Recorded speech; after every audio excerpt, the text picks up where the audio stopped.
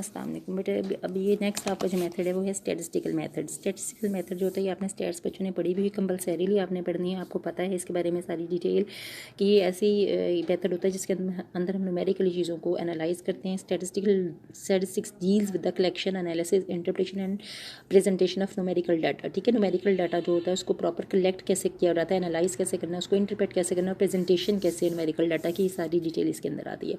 फिर स्टैटिस्टिकल जो भी आपका प्रेजेंटेशन है उसके अंदर दो मेन तरह के जो स्टैट्स आती है, आपने पढ़ी होगी, इन्फ्रेंशियल और इंडक्टिव स्टैटिस्टिक्स। ठीक है, वो आप इसमें रेफरेंस देना चाहें तो दे सकते हैं। बाकी आगे इसके आते हैं स्टेप्स।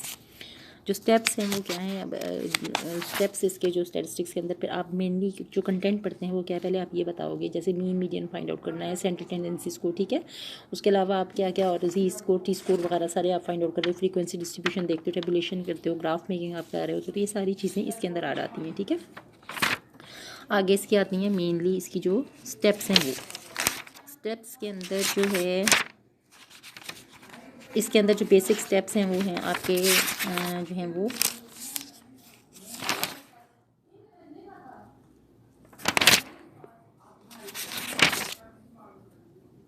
स्टेप्स जो हैं इसके अंदर उन्होंने 4 बताए हुए। ठीक है, पहला स्टेप है डिफाइनिंग द प्रॉब्लम, दूसरा है कलेक्टिंग द डाटा, तीसरा एनालाइजिंग है, और चौथा रिपोर्टिंग द रिजल्ट्स है। डिफाइनिंग द प्रॉब्लम में हम सबसे पहले प्रॉब्लम को डिफाइन करते हैं, फिर डाटा को कलेक्ट किया जाता है। सेकंड स्टेप डाटा कलेक्शन का होता है, ये इंपॉर्टेंट जॉब होती है जिसमें जो भी आपका प्रॉब्लम फॉर्मुलेशन होती है उसी के मुताबिक डाटा को कलेक्ट करना होता है, पॉपुलेशन और सैंपल को स्पेशली हम उसके अंदर स्पेसिफाई कर रहे होते हैं। थर्ड स्टेप के ऊपर जाकर हमने डाटा को एनालाइज करना होता है, उस पर हमने टेस्ट लगाने होते हैं कि किस किस्म का एक्सप्लोरेटरी मेथड हमने यूज़ करना है, कन्फर्मेटरी मेथड्स हमने क्या यूज़ करने हैं, मेजरमेंट स्केल्स हमने क्या उसमें यूज़ करने हैं, इन सब की डिटेल जो है वो उसके अंदर आती है।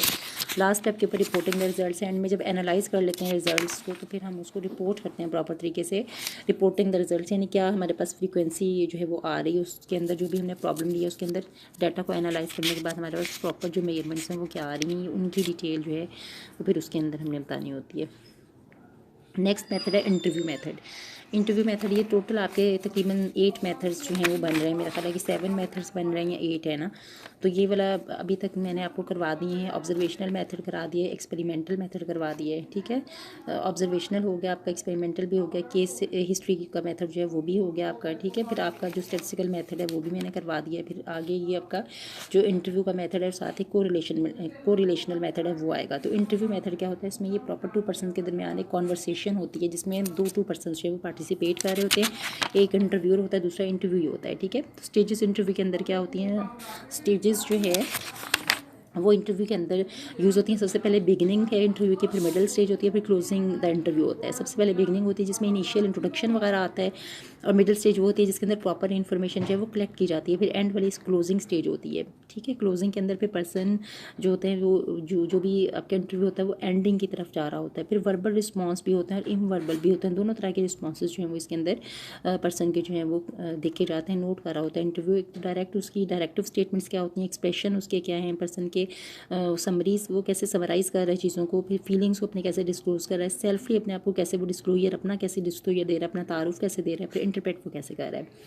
फिर डिस्क्रिप्टिव स्टेटमेंट्स उसके अपने बारे में क्या होती हैं, फिर एक्सप्रेशन ऑफ कंटेंट क्या, ये सारी थोड़ी थोड़ी डिटेल उन्होंने आगे दी है। फिर टाइप्स ऑफ इंटरव्यू जो है वो उन्होंने बताई हैं इसमें कि इंटरव्यू की कई टाइप्स होते हैं, उसकी मजीद डिटेल में ना जाएँ, सिर्फ आपको मेन टाइप्स पता होनी चाहिए। इनटेक इंटरव्यू है, प्रॉब्लम आइडेंटिफिकेशन के, ओरिएंटेशन के, termination interview, case history interview, standardize unstandardize होते हैं, पर्सनल इन्फॉर्मेशन के होते हैं। ये सारे टाइप ऑफ इंटरव्यू में टेलीफोनिक भी हैं, फेस टू फेस भी। इनकी पूरी डिटेल में नहीं जाना, बस आपने इनके मेन स्टेप्स ही बताने हैं। फिर एडवांटेजेस डिसएडवांटेजेस इनके क्या होते हैं। एडवांटेजेस ये होते हैं कि रिस्पॉन्स रेट इजीली पता चल जाता है, नॉन वर्बल बिहेवियर भी नोट किए जाते हैं, क्वेश्चन ऑर्डर होता है, कंट्रोल्ड ओवर इन्वायरमेंट होता है, स्पॉन्टेनियसली कितना रिस्पॉन्स करता है पर्सन, एकदम अचानक से कैसे करता है और कितनी देर सोचने में लेता है, ये सारी चीज़ें। फिर डिसएडवांटेजेस में आ जाते हैं कि इसमें टाइम और कॉस्ट ज़्यादा चाहिए, ट्रेंड एग्जामिनर चाहिए बिज़नेस के लिए, जहाँ पर चूज़ करने आपने तो इंतहाई ट्रेंड अपने फील्ड में एक माहिर जो पर्सन है वो हमें इसमें चाहिए होता है। नेक्स्ट मेथड आ जाता है कोरिलेशनल मेथड। कोरिलेशनल जो मेथड होता है कि स्टैट्स के साथ रिलेट कर रहा होता है, इसमें कोरिलेशन होती है वेरिएबल्स की। ठीक है, तो वेरिएबल्स होते हैं वो आपस में एक दूसरे को कैसे इम्पैक्ट कर रहे होते हैं वो हम कोरिलेशन स्टडी के मेथड में करते हैं। 3 जो मेथड इसमें 3 सब मेथड जो है बेसिकली वो यूज़ हो रहे होते हैं, पॉजिटिव कोरिलेशन, नेगेटिव कोरिलेशन और ज़ीरो कोरिलेशन। जो पॉजिटिव कोरिलेशन होती है उसके अंदर 2 वेरिएबल्स होते हैं, एक सिमिलर डायरेक्शन में ही इंक्रीज़ कर रहे होते हैं, बढ़ रहे होते हैं, तो वो पॉजिटिव कोरिलेशन कहलाती है। जैसे अगर एक पर्सन है तो उसकी एज बढ़ रही है तो साथ साथ उसका वेट भी बढ़ रहा है, या उसकी एज बढ़ रही है साथ इंटेलिजेंस लेवल भी बढ़ रहा है। तो 16 ईयर्स तक ऐसे ही होता है कि मेमोरी या मेमोराइज़ करने की पावर्स अर्ली एज में जो है वो पर्सन के अंदर वो ज़्यादा होती हैं चीज़ों को मेमोराइज़ करने की। तो ये पॉजिटिव कोरिलेशन है कि एज भी बढ़ रही है, साथ साथ मेमोरी की पावर जो है वो इंक्रीज़ हो रही है।